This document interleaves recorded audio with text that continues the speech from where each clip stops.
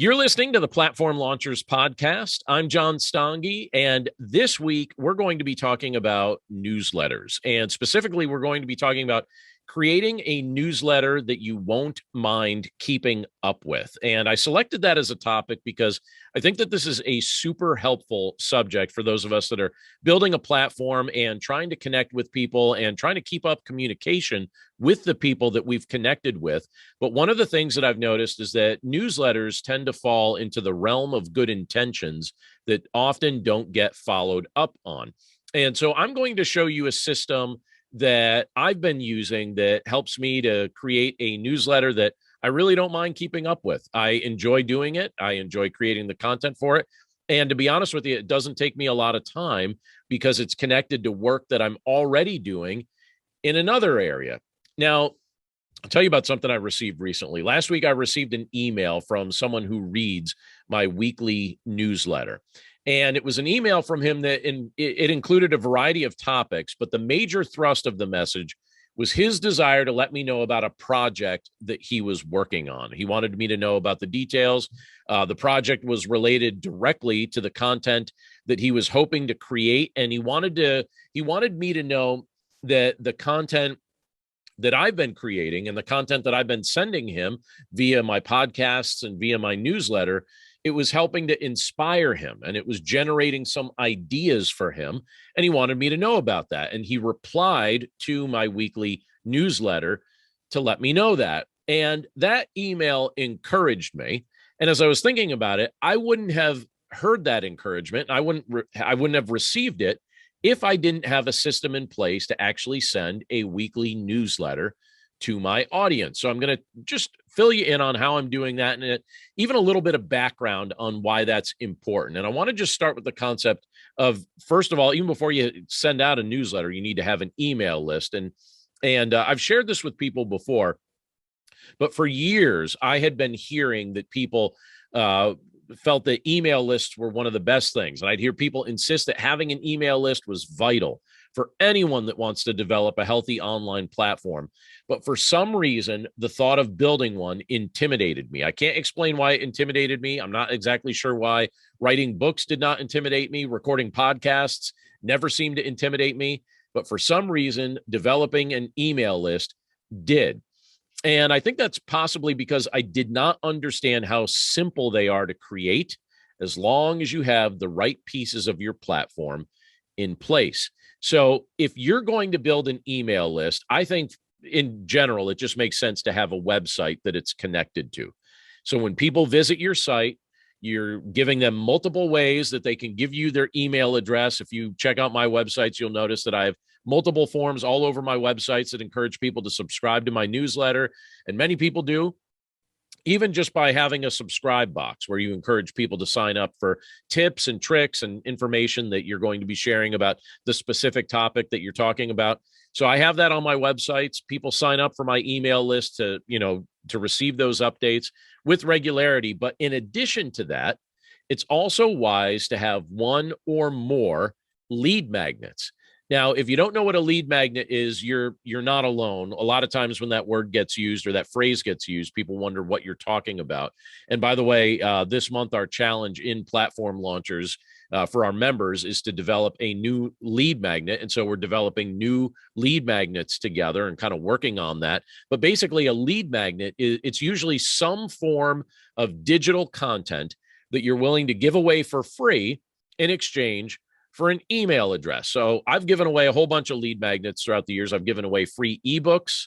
I've given away presentation slides. I've given away videos. And I've given away other things as lead magnets. I know some people that give away audio. So I know I have a friend who gives away a free audio book if you sign up for his email list. Each of these options has been effective in encouraging visitors that come to my website to give me their email address. And obviously, if someone's going to give you their email address, you also want to develop, some level of trust with them because people certainly don't want you to be spamming them. But if you're going to be giving useful information away, and I never spam my email list, if you're going to be giving useful information away, and if you're going to be using the list wisely, a lot of times people will enjoy being on your email list. They'll look forward to the emails that you send them during the course of a week. And I'll tell you in just a moment how often I email my list, but lead magnets have been a great way for me to be able to build that list up. And once I started incorporating lead magnets, just a free piece of digital content that you can give away in exchange for that email address, it really helped my list to grow. Now, once you have a list in place, it's a good idea to start using it. And that might seem like a very obvious statement to make, but I'll tell you a little story. I mention this because I know people that have done a very good job building their list, but they've done a poor job sending messages to that list. And in fact, I know one person, and I forget the exact number, but I think she had somewhere around 3,500 people on her email list.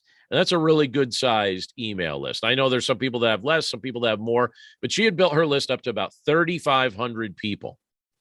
And I thought that was impressive. And then I asked her what she does with it and discovered that she never sends them messages because she's afraid that they will unsubscribe. So think about that. Imagine having a list of 3,500 people that you could email in one moment and never using it because you're afraid they're going to unsubscribe.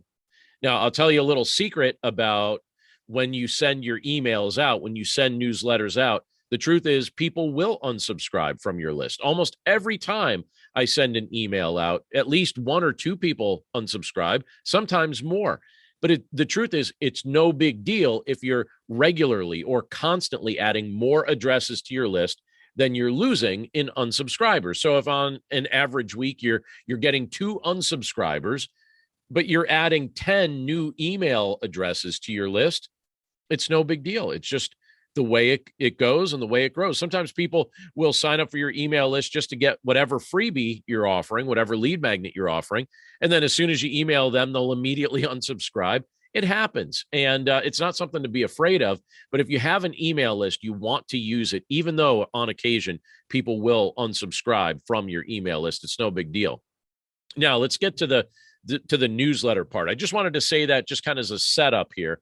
Encouraging us to make sure that we're building our email lists and tying that to our website. But let's get back to the content of the newsletter. What does it look like to develop a newsletter that you're not going to get sick of creating? Now, if you've been listening to my content for any length of time, you know that I'm convinced that most platforms can be developed with just one piece of written content that gets created each week and shared via a blog.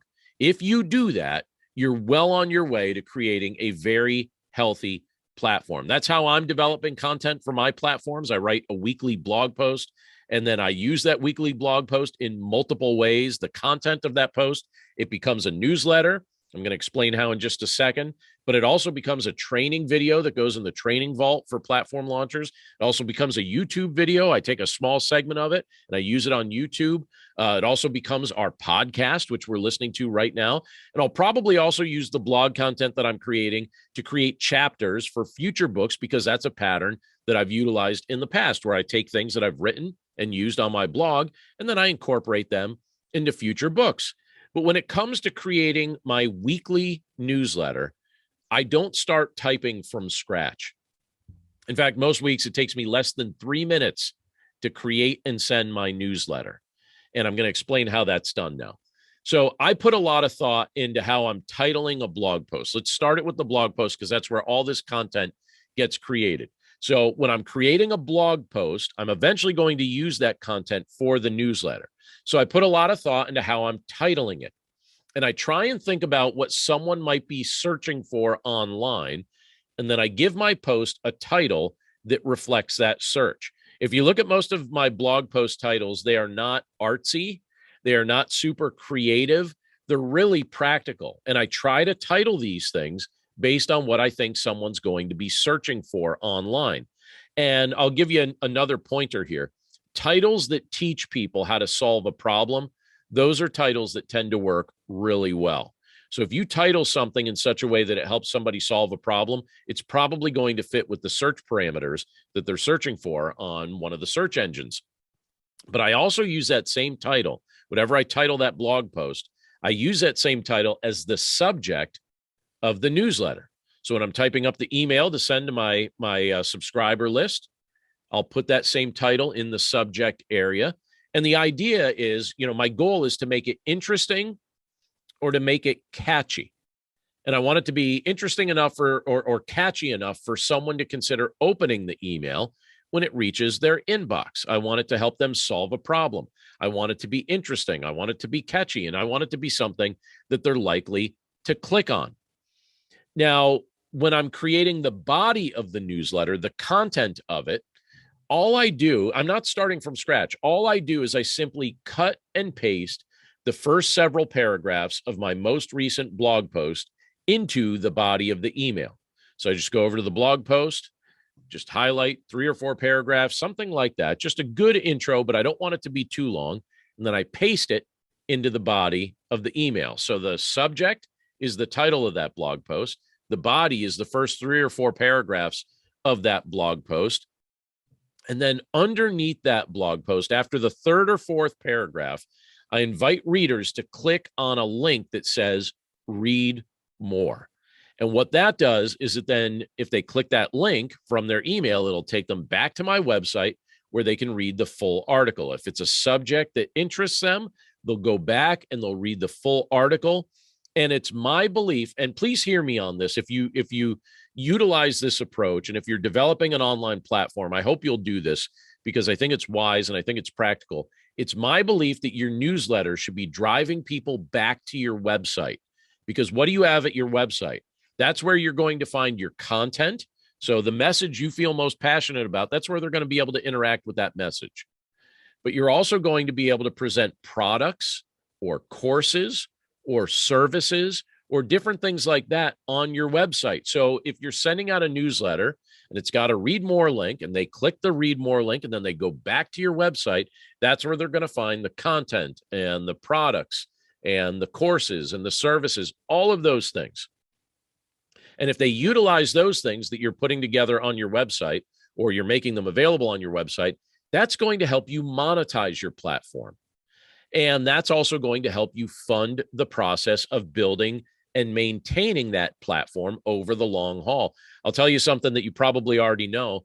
Many of the platforms that don't last a long time, part of the reason they don't last a long time is because they've never figured out how to successfully monetize the platform. And anyone that's in the process of developing a platform will tell you that it costs money to do this. It doesn't have to cost a ton, but it's going to cost something. You're going to be paying for web hosting or podcast hosting, or maybe some other services that you need for what you're doing. Maybe you're going to use something like Kajabi, like I use, and then you're going to need to pay to host a membership, or you're going to have to pay for payment processing, or all the different things that go into it. So if you're not monetizing your platform, the odds of you maintaining it over the long haul are probably small. And right now on our call, I've got people from all over the country they're live right here with us as I'm recording this, and they can testify to the fact that running a platform, it costs money, and so having a means to monetize it is wise. So if you're using your newsletter to bring people back to your website, and on your website you have content, products, courses, services, all of those things, maybe even some advertising, that's a useful way to monetize and drive traffic back to the website where that monetization tends to take place. Now, one of the questions that I often get from people when we start talking about newsletters is, all right, so let's say I agree that I'm going to do a newsletter. Let's say I follow your system of utilizing content from your blog, and I've got a catchy title, and I use the read more link, and I lead them back to the website where they could find all the different things that help monetize the website or just more content to help them. When do I send it? That's a big question everybody seems to ask. When should I send this out? And the truth is, there is no perfect time that I know of to send a newsletter. But I'll tell you when I send mine and why I like to send it. I like to send my emails, my newsletter emails, midweek. So usually Tuesday or Wednesday, maybe even a Thursday. But I like midweek. And I usually like them to arrive around 9:30 in the morning Eastern time. Now, I don't always do that. Sometimes I mix it up a little bit, but that's most often when I do it. So midweek, Tuesday or Wednesday, and usually around 9:30 a.m. in the morning, my local time. I think it's a mistake to send it too early in the morning or too early in the week. And my reason for that is this. My inbox gets flooded on Mondays. I never seem to get more emails than I get on a Monday. And so I find it very easy to lose messages that are sent to me then, or not to really give them much time because they come when I'm getting so many other messages.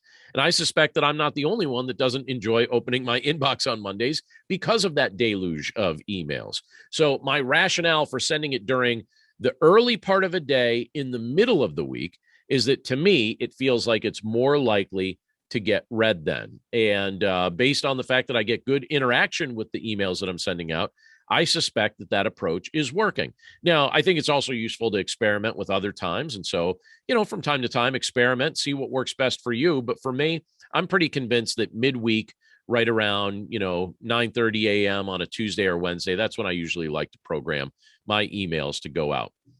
Let me say a few other things before I wrap up, though. If you use this system, what I'm recommending here, if you use this system, you're not going to be struggling to come up with newsletter content each week because you're not going to be starting from scratch. You're basically going to treat your newsletter like an extension of your blog. You're going to use it like something that tells other people about the new blog content that you created.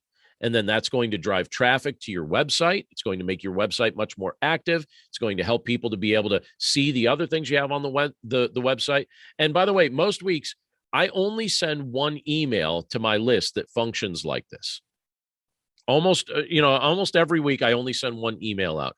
But maybe like once a month, I'll send two emails out. And the second email that I send out is usually because I'm trying to share about either a new product or a new service or a special event or something like that I want to announce. So it's really just like a quick, several sentence email that I'll send out, or a reminder that I don't want people to forget, something related to that. But most of the time, I just send out one email a week. And on occasion, I send out a second one. The second one is just an announcement email. The first one ties directly to the blog.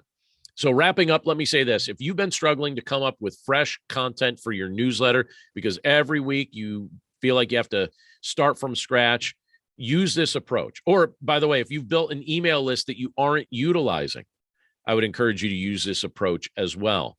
In my opinion, this is a very simple and a very effective way to create a weekly newsletter that you're not going to mind keeping up with because it's really just an extension of other work that you've already done. Now, in just a moment, we're going to jump over to our members club for some Q&A. But if you're listening to this on the podcast, if you're viewing this on YouTube, thank you so much for being part of this channel. If you're watching us on YouTube, be sure to subscribe to the channel. We'd love to have you as a subscriber. But if you ever feel somewhat tempted to kind of peek around and see what we've got going on in Platform Launchers, at this point, our library of content has become rather robust. And we've got a lot of content in there that you're welcome to take a look at, lots and lots of video training. We also have our signature course, which is our launch plan course that'll show you how to build, grow, and monetize an online platform and gives you lots and lots of details related to that. But we also have, and I think this is the highlight of what we've got going on, we have our members club, which includes a weekly live meeting where we record this podcast together and then we discuss it, we celebrate our wins, and we build our platforms together. And then we also have our office hours that we do once a month. And so lots of fun things going on inside Platform Launchers. So if you're a spectator on the outside, I'd encourage you to check it out on the inside. And I will tell you this, and you probably heard me say it before, but we always let you check it out for 2 weeks for free. So if you want to check it out, join us for a couple live calls, see if it's a good fit for what you're building. Join us. We'd love to see you. Just go to platformlaunchers.com, sign up for a 2-week trial. And if it's the right fit for you, we'd love to welcome you into the members club. But that's it for us this week. We look forward to catching up with you again next week. And right now I'm going to jump over to our members club for our members Q&A. We'll talk to you soon.